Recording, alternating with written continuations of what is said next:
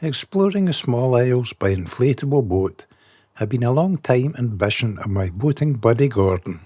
So when a fair weather window was forecast in the second half of August, we both agreed that the small isles it would be. A fantastic 4-day adventure covering 200 miles with some exposed open seas was set in motion. It was a very loose plan as we both knew it would be a challenging journey out into the unforgiving Sea of Hebrides. As such, the wind and waves would dictate the route we took, if we even managed it at all. It's certainly not a route for the inexperienced small boater.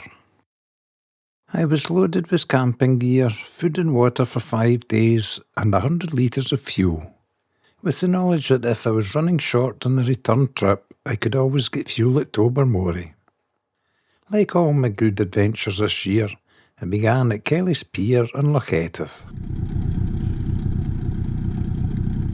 We left at high tide on a bright and sunny morning, and some low clouds were still clearing from the hills.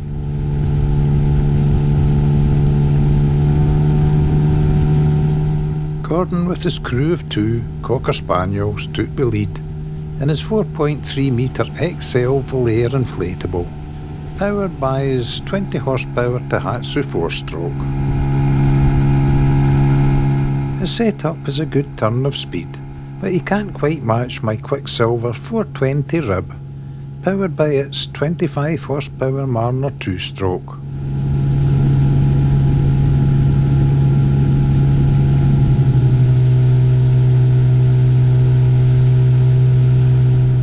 We cruised happily down the loch around 15 miles per hour, and were soon approaching Connell Bridge. Beyond it I could see a bank of cloud. The Falls of Laura were only just starting to flow, so gave no problems. I was surprised to see the cloud thickening into a sea har as we approached the Firth of Lorne.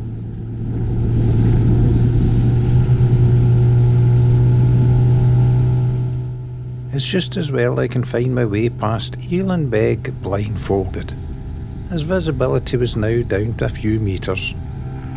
It did thin slightly as we turned towards Oban, which initially seemed clearer in the hope that we could go round the fog bank.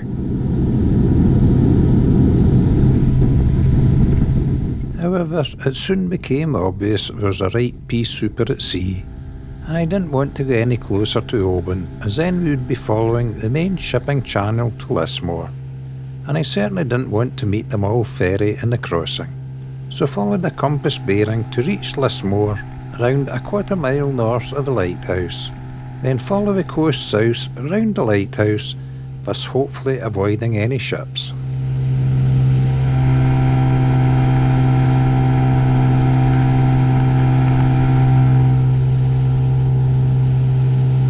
We safely arrived at Lismore where I intended, so then turned towards the lighthouse.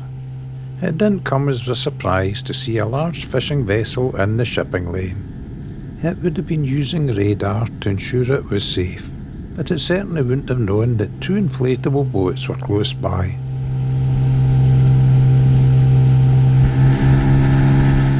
Rounding the point, I was in 2 minds whether to follow the fishing boat to shield us from ferries, but because it was going so slow and visibility started to improve, I set course for Ruba and Riddier on the starboard side of the Sound of Mull, knowing that it too would be clear of the main shipping lane.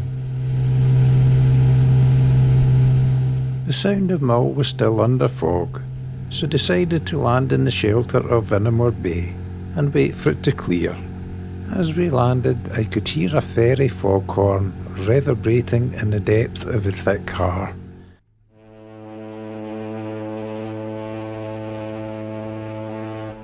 Meanwhile, we sat in the sun, slurping coffee until it was done. Half an hour later, the fog was also done, so we set course up the now clear waters of the Sound of Mull.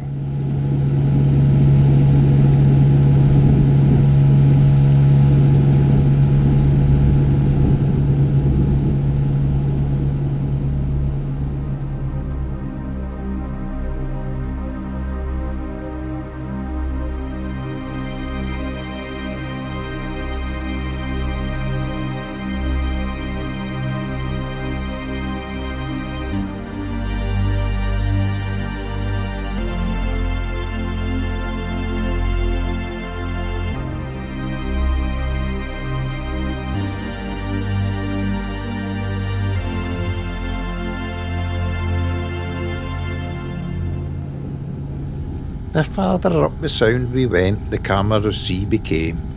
It was turning into a glorious day.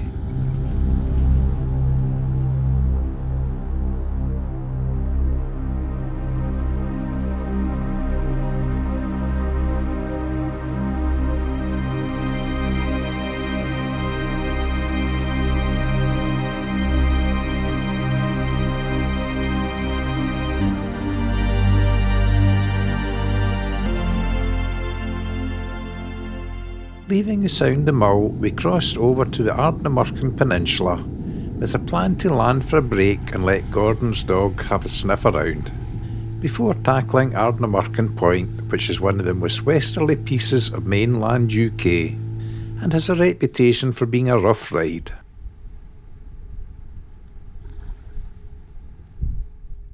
Refreshed, relaxed and having walked the dogs, we clambered back in our boats and started a round of Ardnamurchan Point.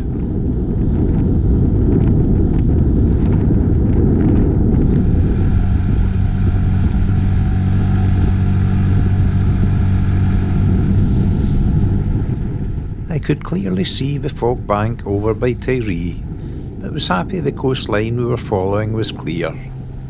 I was half expecting things to get a little bit bumpy as we went round the headlands.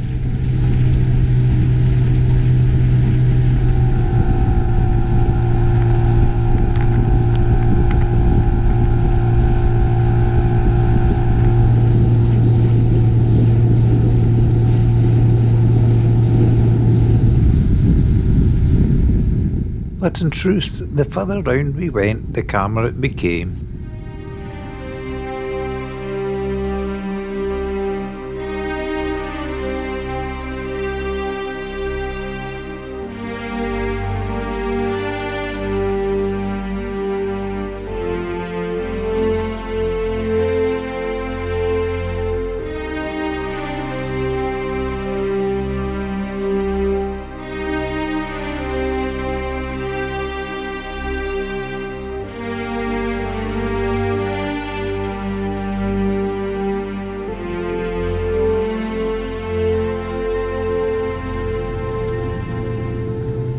Before long, we could clearly see the small isle standing tall in the distant horizon.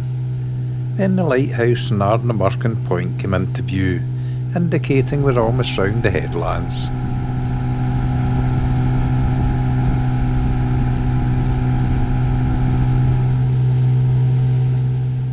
The sea was unbelievably calm for such an exposed situation, and we happily zipped past the lighthouse and out into the Sea of Hebrides.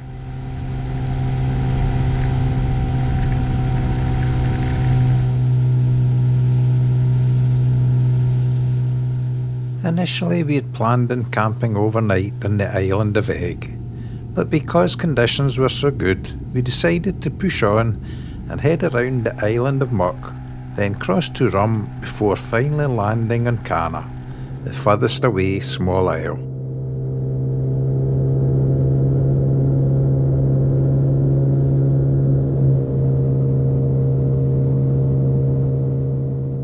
I don't think I have ever seen the Sea of Hebrides so flat, calm and blue.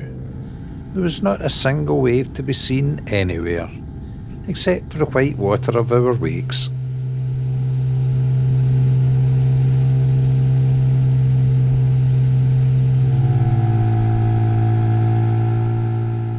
It didn't take long to cover the 8 miles from the lighthouse to the northwestern tip of the island of Muck.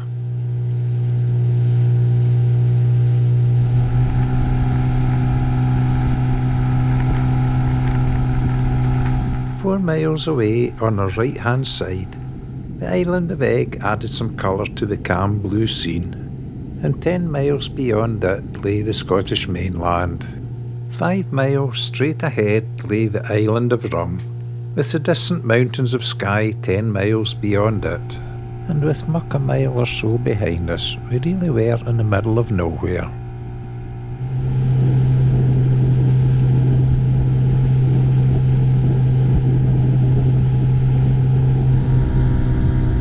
Some seagulls greeted us as we neared the southern tip of Rum.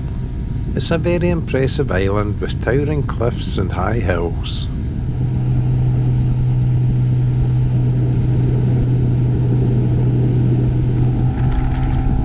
And now Eigg was getting left far behind as well.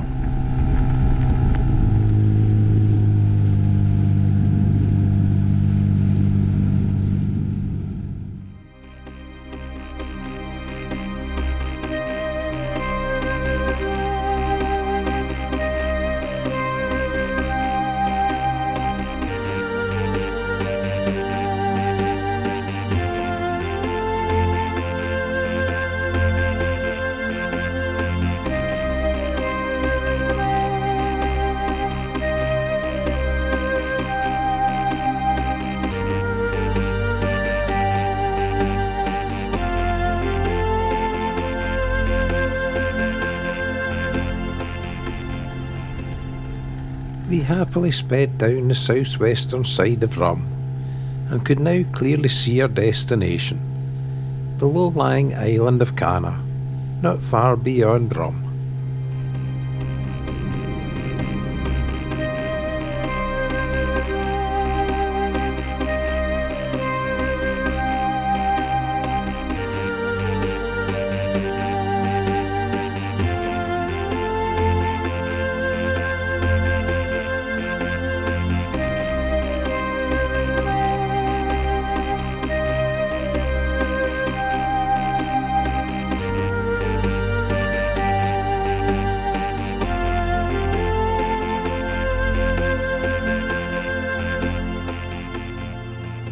The southwest side of Rum is 7 miles in length, and although it looks lovely on a calm, sunny evening, it's a very unforgiving coastline. I've yet to find a safe landing place.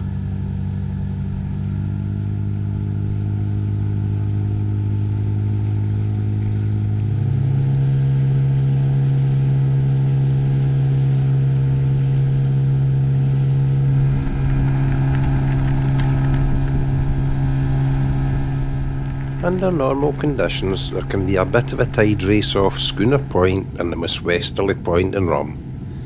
However, there was no sign of any such flow during our peaceful passage.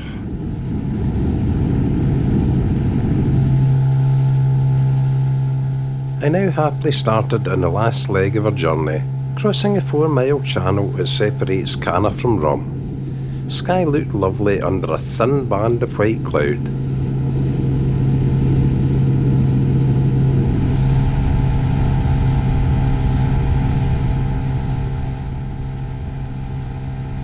I was probably halfway across when I noticed Gordon was no longer following. I could see him stop not far from Rum, so turned back to see what the delay was. And soon discovered he had stopped to watch a pod of common dolphins showing off. And as soon as they heard my boat, they came to see me too.